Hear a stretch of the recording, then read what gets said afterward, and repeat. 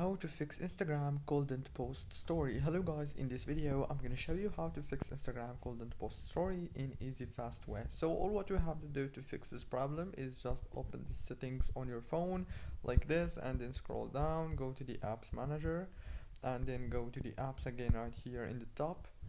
And now on this page, all what you have to do is just wait a few seconds, it will start loading.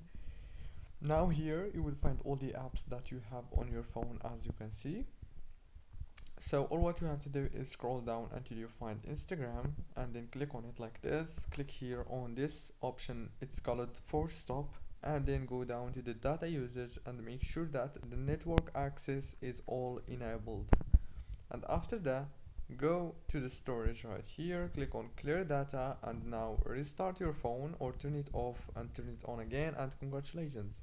Hope this video was helpful. Don't forget to like and subscribe. Thank you for watching.